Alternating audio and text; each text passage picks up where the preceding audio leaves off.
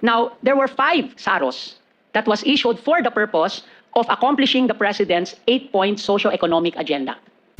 Wala nang kawala si Bongbong Marcos dito, anak ng kagwang. Dapat parusahan tong animal. Sa pagpatuloy po ng oral argument dyan sa Supreme Court patungkol sa anomalyang GAA, Marvic Leonin, ginisa po ang Soldier ni Bangag na si Darlene Berby Rabi. Tangin ang pangalan na ito. Bilyones na saro inungkat, anak ng kamote. Trilyones na pundo. Talagang binusisi ni Marvic Leonin. PDIC, pondo ng PDIC at PhilHealth, anak ng kamote. Ninakaw ng mga hinayupak. Pinagmulan ng unprogrammed funds at marami pang iba. Kaya pala siniraan ngayon si Marvic Leonin, lahat po binusisi ng tudo ng naturang Senior Associate Justice dyan sa Korte Suprema. Medyo technical po itong pag-uusapan natin, pero hindi po ako abogado para may paliwanag sa inyo ng tudo itong patungkol sa GAA. Siguro ang pinaka-the best na gawin natin, pakinggan natin ng maayos upang malaman po ninyo kung paano ginago ni Bongbong Marcos ang trilyon-trilyon na kaba ng bayan. O hito tayo ngayon. Kamusta na kayo mga Talyanista, Bobonistang Komunista, Dilawan, Pinklawan? O itong appointee ni Pinoy ngayon na palaban sa Marcos admin na ang pinag-uusapan ay trilyon-trilyon na pundo ng bayan. Ang inumin ninyo, no? Tatahimik nyo. Magandang gabi po sa ating lahat. Magandang hapon sa ibang lugar at magandang umaga sa ibang lugar saan mang panig ng mundo. Pa-like po muna, pa-share, pa-subscribe at pakipindot po ang inyong mga notification bell para lagi po kayong updated sa ating mga video. Hindi na ako masyado magkomento ng marami dito ha, mga kabisdak. Husgahan natin, pakinggan natin itong pag-isa ni Marvic Leonin kay Solgen Berby Rabi. Dahil pundo po ito ng bayan, may pakialam po tayo. Sabay-sabay po natin panoorin at intindihin. At ang mga abogadong nanonood ngayon at eksperto patungkol po sa mga banat ni Marvic Leonin, pwede po kayo magkomento para madagdagan rin po ang aming kaalaman. Dahil ako dito sa Bisdak Pilipinas, hindi man ho ako abogado ho, limitado ang ating alam pagdating sa batas. Pero itong video na papanoorin natin, makikita nyo po kung paano ginisa ni Marvic Leonin itong si Solgen Darlene, tama ba? Darlene Berby Rabi, na talagang nauutal kung paano niya protektahan at ipagtanggol itong si Bongbong Marcos. Pakinggan po natin at panoorin. Narito po ang video. Of foreign assisted projects or FAPs and others not in the prior 2 categories. So we are showing paragraph 2.2 of Annex K. I note the entry in your Annex K where you outline the procedure that if the request is subject to the availability of excess or new revenue, the availability of excess new revenue must be ensured. Correct? Correct, Your Honor. So reading your presentation in Annex K, does this require the certification from the Bureau of Treasury of the existence of excess or new revenue prior to the actual SARO? Yes, Your Honor. So you confirm that for every SARO, there must be prior to that a corresponding certification by the Bureau of Treasury, correct? Yes, Your Honor. And just to clarify, did you submit on behalf of your clients all the corresponding Bureau of Treasury certifications for the SAROs of 2024 and 2025? It is my understanding, Your Honor, that they submitted, and also in our briefing, the certifications from the Bureau of Treasury, although not corresponding to specific dates, but they have a system of asking for certification on the available funds, and therefore they will have the information if they could already issue a SARO. Because my understanding was for every SARO, like for example, there is a SARO that released 69 billion from Sagip, that there is a corresponding certificate coming from the Bureau of Treasury. Am I correct? Not one-to-one, Your Honor, if I may explain. When we ask DBM, so it's like they have a system of asking the Bureau of Treasury for available funds, and they monitor it, they track the available funds, and when the agency requests DBM for the SARO, then they would know what is the available balance certified by the Bureau of Treasury. So you agree with me that the issuance of the SARO in 2024 started as early as February and March, coming from unprogrammed funds? My understanding in the briefing yesterday was, I think the first disbursement was in May, if that is my recollection, and if I may ask my team for confirmation, Your Honor. In 2024. Okay. So looking at the certifications for 2024, as you mentioned, it is not really prior to every SARO, but it is aggregated. And Yes. looking at it, so flashed on the screen, and this is in Annex J of your compliance, for those that would want to examine it. By the way, I assume that the petitioners also got a copy of the compliances. Okay. Now for Annex J, So if you see the certifications here, it is mostly coming from PhilHealth, PDIC, Philippine Health, etc. And on the next page, again, there are dividend collections, etc., income from government deposits. But other than PhilHealth, the certifications coming from dividends started September, and the interest income started September, November, etc. Is this accurate? Because it's in your Annex J. Yes, I yes. suppose it is accurate. Yes, Your Honor. Then in September 17, 2024, there was 30 billion as a result of the upfront payment for the NAIA, Public-Private Partnership, correct?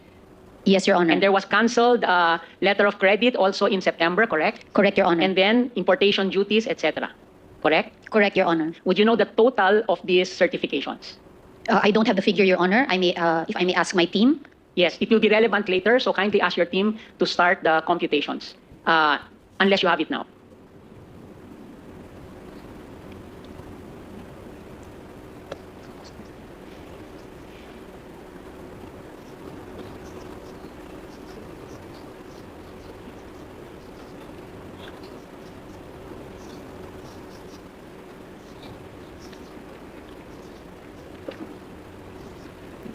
$377 billion.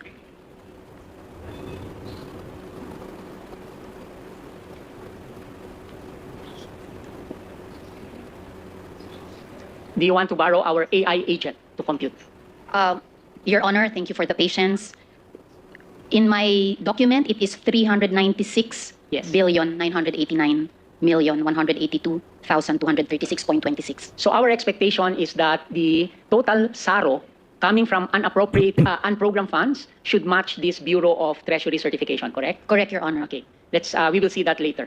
But I noticed in the 2024 submissions, most of the certifications were from PhilHealth and PDIC under paragraph B, correct? That is correct, Your Honor. And so that's why also DBM was telling us when they were briefing about the 2025 and 2026 that those will not be found. Okay. Now, for 2025, it is a bit different because your submission is shorter.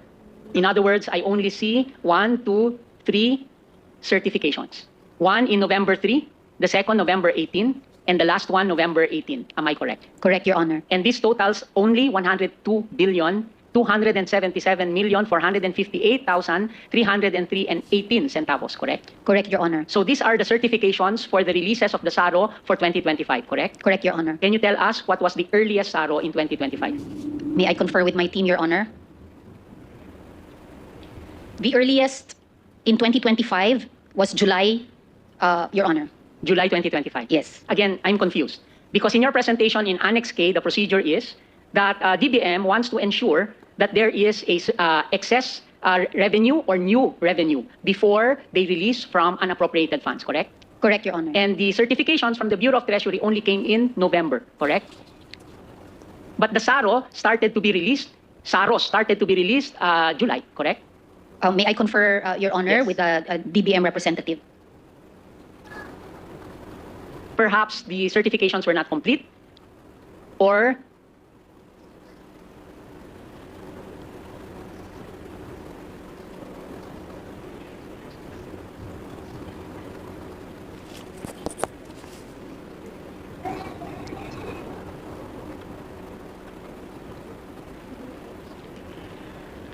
Your Honor, if we may suggest to ask the DBM representative to explain the detail, if it pleases the court.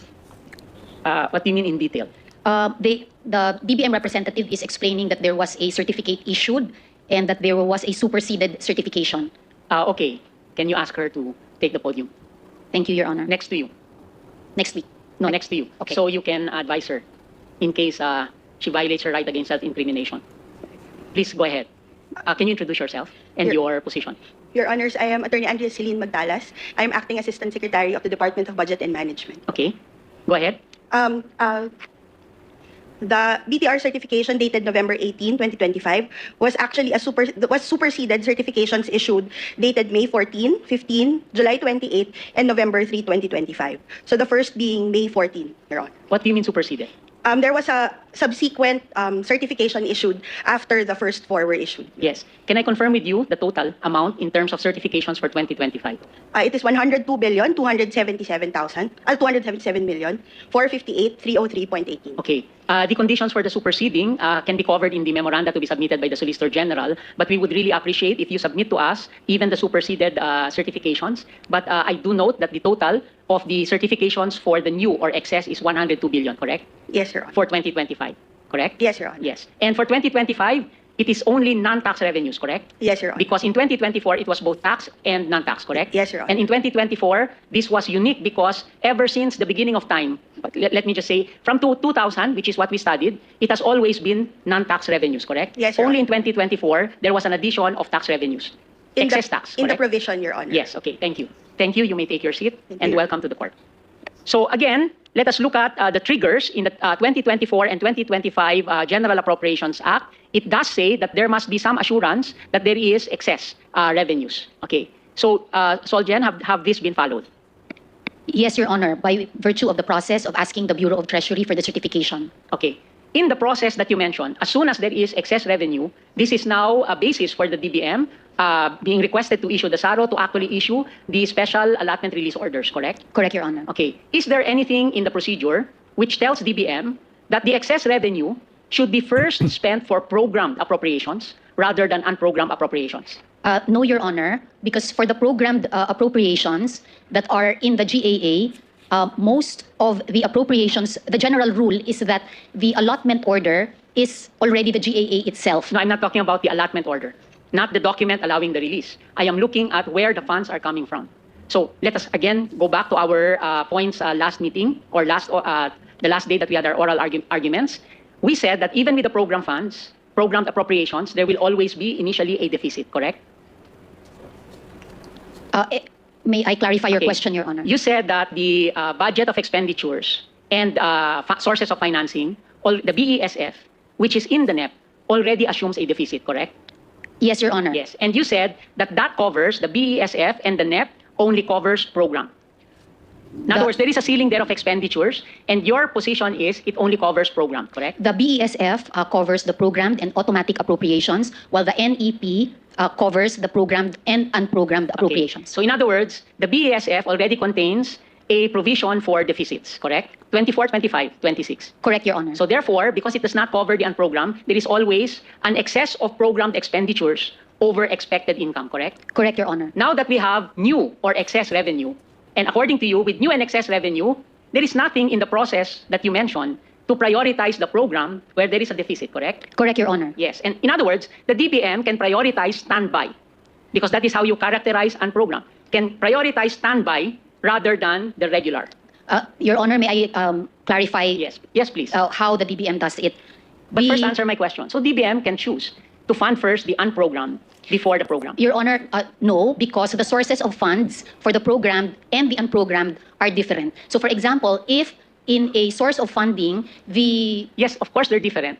But according to you, in programmed funds, so there is already a listing of expenditures, but the BESF, the budget of expenditures and sources of funding, which contains the program already assumes a deficit, which means they assume that the sources of revenues are not sufficient to cover the expenditures. Now, given that, and there is new or excess expenditures, you are now saying that there is nothing in the procedure which tells DBM, unahin nyo ang program bago tayo pumunta doon sa unprogram. Unahin nyo yung regular bago tayo pumunta doon sa standby kasi ang ibig sabihin ng standby ay kung sakasakali lang merong pang extra, correct? Okay, may I clarify, Your Honor, because there is usually a confusion as to what the sources of funds for the unprogrammed appropriations are, which could lead people to think that the source is a surplus, and the surplus is the revenues minus disbursements. We are not, the sources of funds for the unprogrammed appropriations is not a surplus. It is the excess in the total revenue that has been committed in the BESF or in any of the item, which is statutorily provided in the GAA. I think you need to clarify that more in your memoranda. I did not get the sense, but it is very simple. There is a deficit, so all the funding that are projected by DBM and accepted by Congress is insufficient to fund expenditures. Then later on, the Bureau of Treasury says, hey, there is excess revenue. And the excess revenue, according to you, can go to unprogrammed because in your Annex K, which outlines the procedure, there is nothing there which says that the DBM should first check the priorities of the President and Congress as shown in the GAA because they are saying programmed is programmed, unprogrammed is unprogrammed, and therefore it should go there first. But let's move so that we do not spend more time. I'm sure that my colleagues will have more pointed questions relating to that. Now, what is for later release? What is this concept of FLR? The for later release means that there are Is that in the documents. law? Is that in the law? Maybe not in the law, and my team can correct me, but I think that this is in the regulations of the DBM. In the regulations of DBM, okay. Last session, we were enlightened that the entire GAA, at least the program section, is already the authorization, correct? In most, that is the general rule, Your Honor, because, for example, in 2024, I remember that the figure that the GAA was already the allotment order covered like 85% of the programmed appropriations. So, in other words, for later release refers to certain items where there are conditions that need to be met before it is funded, correct? Correct, Your Honor. Yes, These- but if there is no condition, then it cannot be for later release because that is already authorization, correct? Correct, Your Honor. And because there is a deficit, in other words, there is extra, there is insufficiency of the revenue being projected, then therefore there will be a time that there can be new revenues or excess revenues. And because most of it are not for later release, then these extra revenues should be used for program, correct? Your Honor, so when the DBM tracks the sources of funding for the programmed appropriations, so each source of financing will have a target. So let's say 1 billion from the GOCCs. If that is the target that was approved, if the GOCCs will yield a 1.2 billion in dividends, then the 0.2 billion will be tracked by the Bureau of Treasury as an excess. Okay. So in other words, well, let's move on. What are earmark funds? Earmarked funds are funds that have been provided by law to be set aside for certain purposes. Okay, in other words, these are kept by the Bureau of Treasury and they should be spent only for what is earmarked, correct? Correct, Your Honor. So would you say that this has been fulfilled by government in 24, 25, and 26? In other words, sin taxes, public Wi-Fi, etc., all of it has been used for health and public Wi-Fi. Your Honor, my understanding is that the DBM also has certain policies on cash programming. They have a lot of studies and expertise as to when the funds are available, when to utilize, and there are also a lot of factors that are being considered when projects, activity, or programs are being asked for SARO, for such PAPs. So in other words, as we were told during the PhilHealth hearings, cash is fungible, which means that even the earmarked funds are put in the same pot, and it is only through accounting that they will see whether it is actually spent. And we were indeed told that sin taxes, not all of them were really going to health, but used for other services. But that nonetheless, I just wanted to clarify this. Okay. Now, you mentioned in Annex K that the President does not participate for the release, correct? So I flashed the paragraph in your Annex K. Pursuant to the special provisions of the UA under the General Appropriations Act, prior approval by the President is not required for the release. This is from your compliance, correct? Correct, Your Honor. Do you refer to the GAA 24, 25, and 26, all of them? May I confer with my team? My recollection is that yes, the answer is yes. 2024, 2025, 2026. So it is your position that under the law, the GAA, the buck stops with the DBM, the President need not approve the SAROs, correct? Correct, Your Honor. In other words, the DBM Secretary is no longer alter ego of the President. The DBM Secretary is co-equal with the President. Or is that a mistaken assumption? What I could say is that the GAA has authorized the DBM or designated the DBM Secretary to be the one to perform this responsibility. She reports to the President? Yes, Yes, Your Honor. and the President, therefore, as the Chief Executive, and there is only one Chief Executive in Correct, the Your Constitution. The President can tell the DBM, don't do that, or the DBM Secretary can consult with the President, correct? Correct, Your Honor. And the DBM Secretary is accountable to the President, correct? Correct, Your Honor. Yes. Now, let us look at the 2024 provisions of the GAA on unprogrammed funds. And you will note here that in the special provision, it says, subject to Section 35, Chapter 5, Book 6 of Executive Order 292. You confirm that this is in the 2024 GAA. Yes, Your Honor. And looking at Section 35, Chapter 5, Book 6 of Executive Order 292, we find there that all requests for special allotment release orders must be accompanied by a special budget to be approved by the President, correct? Section 35, Chapter 5, Book 6, Executive Order 292, or our administrative code referred to in the 2024 GAA. It says to be approved by the President, correct? Correct, Your Honor. So, are you now saying, or am I mistaken, that if the DBM has approved SAROS under 2024 without the explicit approval of the President, then we have violated a special provision in the GAA, correct? May I confer with my team, Your Honor, so that I will not risk a misunderstanding Yes. in my answer?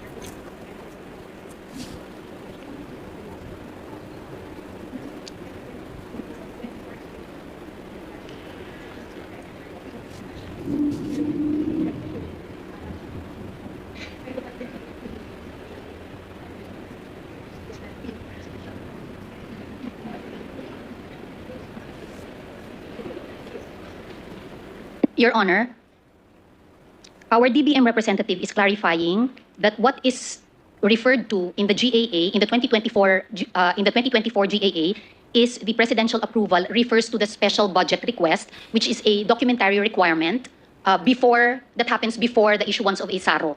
Okay, so in other words, the President approves the special budget request, and then it goes to the DBM Secretary, and the DBM Secretary approves the SARO, correct?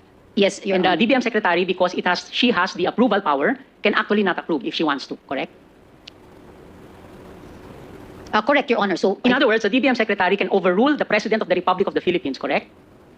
Kasi sabi nyo, mauna si Presidente sa special budget request, i-approve ni President. Pagbaba sa DBM Secretary, because you are saying that the GAA says that it is the DBM Secretary that approves the SARO, the DBM Secretary can say, sandali lang, wag muna. for reasons, Your Honor, so for example, if there are submissions that haven't been received, if that is a correct... So it makes sense that the higher authority approves first the conditions before the lower authority approves the entire thing. In other words, the Chief Justice should first approve a travel authority before our Chief of OWAS will actually do the final approval. Okay, in other words, maybe you just covered this in your memoranda. Sufficient it is now to say that Section 35, Chapter 5, Book 6 is referred to as a condition for release in GAA 2024, correct? Correct, Your Honor. It is not reflected anymore in the 2025 and 2026. I was going to that. Now, when we go to the 2025 and 2026, the specific provision is no longer mentioned, correct? Correct, Your Honor. So, does this mean that the GAA 25 and 26 repealed Section 35, Chapter 5, Book 6 of the Admin Code? Not repealed, Your Honor, but if I may suggest to ask, because the DBM representative was trying to clarify on why it was changed in the 2025 and 2026. Yeah, very clear that it was changed in 25 and 26, that the specific mention of Section 35 was removed, and Section 35 contained approval by the President specifically, correct?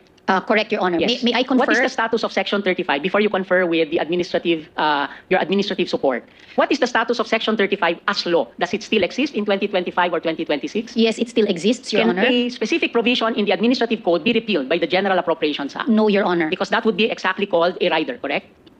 Or yes, Your Honor, an Yes. inappropriate provision. An inappropriate provision, otherwise known as a kind of rider, because it must only appropriate, not repeal existing law, correct? Correct, Your Honor. So therefore, the clause now in 25 and 26, which says, and other relevant budgetary requirements in accordance with applicable laws, rules, and regulations, now also refer to Section 35, Chapter 5, Book 6, Administrative Code, correct? I would say so. I would agree with that statement, Your Honor. So it is possible, therefore, to legally and therefore constitutionally interpret that the President should approve the SAROs issued under unprogrammed funds, correct? Whether explicitly or implicitly, correct? For the special budget request, Your Honor, but Okay. not the SARO. Yes. Now, again, just to see the importance of this, based on your Annex B, and Annex B, for information of everyone, is your compliance regarding the digital copies of all the SAROs issued in 2024, correct? Correct, Your Honor. Okay. Now, there were 5 SAROs that was issued for the purpose of accomplishing the President's 8-point socio-economic agenda. There is such a thing, correct? Yes, Your Honor. Yes, the 8-point socio-economic agenda is in the President's Philippine Development Plan 2023 to 2028, correct? Correct, Your Honor. So now we look at, okay, it is a priority because it is in the PDP, correct? Correct, Your Honor. Yes, and unprogrammed funds is merely a standby authority, correct? Correct, Your Honor. And if the 8-point plan in the Philippine Development Plan of 2023 to 2028 is a priority, why is it in the unprogrammed appropriations part of the GAA? Your Honor, I would submit that that goes into the reasoning or the wisdom of the Congress in putting the appropriations in the programmed or unprogrammed. So our president created the NEP. Our president has a Philippine Development Plan 2023 to 2028. Our president has committed to the public, I have 8 points. Sustainable livelihood, green livelihood, all of them. I can show it to you there. I enumerated because I wanted to memorize all of this because it is the plan of the president. That's why I wanted to memorize it, but I could not. And this is all there is. It committed it to the public. Ito yung gagawin ko during my entire term. Yet, instead of the Congress, in its wisdom, instead of putting it in the program, meaning regular, it put it as standby. Is that what you mean? We have to respect the wisdom of Congress, putting it on standby. It is the position of the respondents, Your Honor, that we can actually debate on the soundness or unsoundness of putting certain items. And in fact, the public is already responding and reacting that that is unsound. But it is the humble submission of the respondents and the Solicitor General that this is a political question. Our Constitution defines the separation of powers and in fact has... Article 8, Section 1, second paragraph, has a modification on separation of powers. Grave abuse of discretion, meaning irrationality, can be corrected by judicial review. But let us continue and let us just see what exactly were these SAROs. Page 141 of your submission is a SARO issued November 11, 2024, amounting to 12 billion released. Page 155 is another SARO for purposes of release for the President's priority, 69.9 billion, almost 70. Page 210, 3 billion. Page 215, 9.9 billion. And 228, 51 billion. Now, just to see, let's look at the highest release under for the President's priority. This is page 155 of your submission. Here is the SARO. And if you look at the SARO, the funding source is SAGIP under unprogrammed funds. You agree? Funding source, unprogrammed, SAGIP, correct? The source of fund is the item in the Yes. appropriation, Yes. Your Honor. Yes. No, not appropriation, unprogrammed appropriation. Yes, Your There Honor. is an item there called strengthening assistance for government infrastructure and social projects, correct? That is correct, Your Honor. Now, reading it, it seems everything.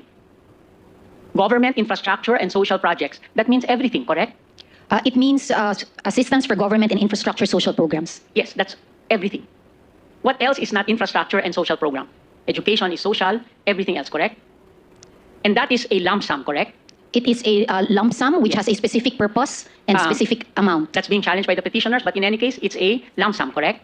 Correct, Your Honor. In 2024, there were 47 lump sum items in unprogrammed funds, correct? 47 lump sum, 4 line items. I do not have that detail now, Your Honor. In 2025, there were 25 lump sums, no line items. You don't have that detail also. I don't have, Your In Honor. 2026, it was reduced to 10 lump sums, correct? I do not have that detail now, Your Okay. Honor. In any case, let us go to that SARO. It says 69 billion, correct? Correct, Your Honor. And if we move further down into page 163, if I'm not mistaken, if we scroll down, it also contains releases for flood control projects, correct? Correct, Your Honor. Yes, and if we scroll down further, it covers also Region 3, like Hagonoy, Bulacan, correct? Release of 70 million pesos. Okay, I am referring to the document that you are flashing, Your Honor, that your statement is correct. Yes, so therefore, all the 5 SAROs, the total was 146 billion pesos from standby, correct? Correct, Your Honor. And these SAROs were released under the signature of the DBM Secretary, correct? Correct, Your Honor. Okay, now, the source is SAGIP. Now, let's go to the other SARO for 51 billion, just to see the importance of authorities in the approvals. Page 228, Annex B, 51 billion, same. SAGIP, lump sum, source, purpose, 8-point priority agenda of the President. And if we move down to page 234, a start of the listing for flood control, correct? Based on the document flashed on screen, Your Honor, correct. Yes, and to page 239, releases for Region 3 and Oriental Mindoro. I just want to show you where all of these are found in terms of the authority for release, correct? Correct, Your Honor. So, in your submission, the President did not participate in these releases, correct? Correct, Your Honor. Yes, it was, the signature is DBM Secretary, only the DBM Secretary, correct? For the SARO, Your Honor. For the SARO, correct? Correct, Your Honor. Yes. So, is a GIP a proper lump sum item? Uh, Because I only flashed the infrastructure flood control. There is still road maintenance. There are different other social projects in one SARO.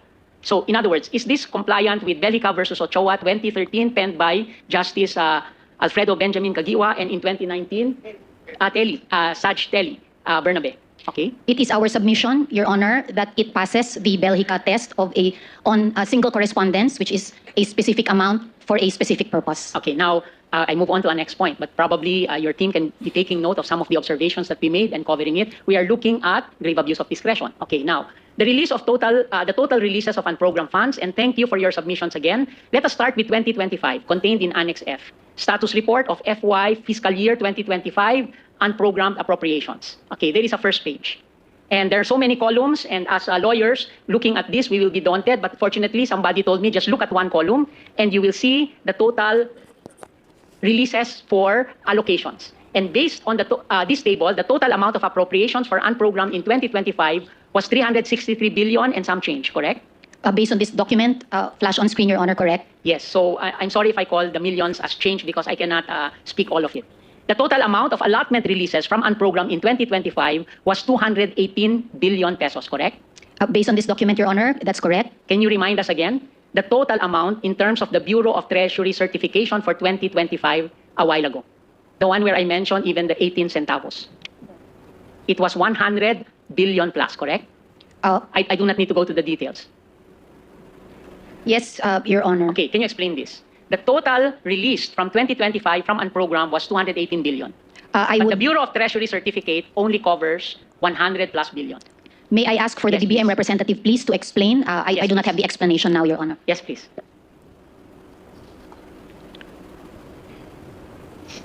Nagdala ka na ng maraming papeles. Your Honor, the total allotment releases for 2025 also covers foreign assisted projects, which are not covered by the excess or new revenue. Yes, and you can match the 100 to the third category, not foreign assisted, not support for GOCC. Yes, Okay, Your Honor. thank you. Now, let us look at where it was actually released. So the highest was for foreign assisted projects at 110 billion, correct? Based on this document, Your Honor, correct? Yes, and that's what explains, that's the explanation of NEDA. I'm sorry, DBM. And the next highest was a program called Strengthening Assistance for Government Infrastructure and Social Programs at 51 billion, correct? Correct, Your Honor. This is 2025, correct? Correct, Your Honor. Yes. Now let's go to your submissions for 2024 GAA, starting with Annex C, your status report, 2024. Okay, looking at the allotment releases in 2024, the total for unprogrammed unreleased was 531 billion, correct? Correct, Your The Honor. total allotment release was 531 billion, correct? Correct, Your Honor. And all of these are covered by the Bureau of Treasury certification, tax and non-tax, correct? Yes, Your Honor. And the highest amount was for SAGIP, Strengthening Assistance for Government Infrastructure and Social Programs at 200 billion, more or less, correct? Yes, Your Honor. And support for foreign assisted in 2024 only came at 178 billion, more or less, correct? I do not have the detail, Your Honor. Yes, and looking at your submission, we did a little analysis. I show you unprogrammed appropriations and SAGIP. Okay? So again, total government expenditures in 2024 was 5.9 trillion. In 2024, the unprogrammed release was 531 billion. The expenditures of government, however, was 6 trillion. Looking at this, there was a bigger deficit because there was also 531 billion paid from unprogrammed, correct? Correct, Your Honor. Okay, then going to the next table, we see the allotments. And if we look at total expenditures, the next slide, you will see that in fiscal year 2024, 9% of the releases, almost 8.97 or 9% came from unprogrammed, correct? Correct, Your Honor. And in 2025, 4% of all the releases came from unprogrammed, correct? Based on this, you're correct, Your Honor. Okay, and in terms of the unprogrammed, 29% in 2024 went to DPWH SAGIP program, correct? Based on this, that number And is in correct. 2025, learning from 2024 perhaps, DPH had 0 SAGIP releases, correct? Based on our graph. Yes, Your Honor. And in terms of the share of SAGIP of total expenditures, SAGIP in 2024, that lump sum in the unprogrammed funds, 3.38% was spent for that lump sum amount, correct? Based on your study, Your Honor, I would defer to your Do you know Clear that the budget documents. of the judiciary vis-a-vis the entire budget of government is only about 1% more or less? the DBM representative Is increasing it to confirms. 3.38%? No, it's only 1% in terms of the judiciary, just to show you that scale. And in terms of 2024, you will see that SAGIP program, which is the blue one, next slide, covered 38% of all unprogrammed releases. This is the importance of SAGIP, whether it is a valid lump sum, and the importance of how we can actually check the authorizations for this program. Now, let's move on. Sige. Okay, so that is all for now. Madam Solgen. Thank you, Your Honor. Ayan, maliwanag po na questionable ang paggamit ng gobyernong Marcos ng trilyon-trilyon na pera ng bayan, lalo na po dito sa unprogrammed funds, sa special allotment, release order, meron pang for later release. Ang dami pong butas itong budget under Marcos admin. Hindi natin alam kung nasaan na ang mga trilyon-trilyong pera na ito. Bahala na po maghusga ang taong bayan dito. Kaya pa kaya ng maraming Pilipino? Hanggang 2028, anak ng kagwang, si Vice President Inday Sara ang binibiraho ninyo ngayon, samantala, ang totoong mga kawatan ay nasa gobyernong Marcos na naglilimas sa kaban ng bayan ng bilyon-bilyon at trilyon-trilyon.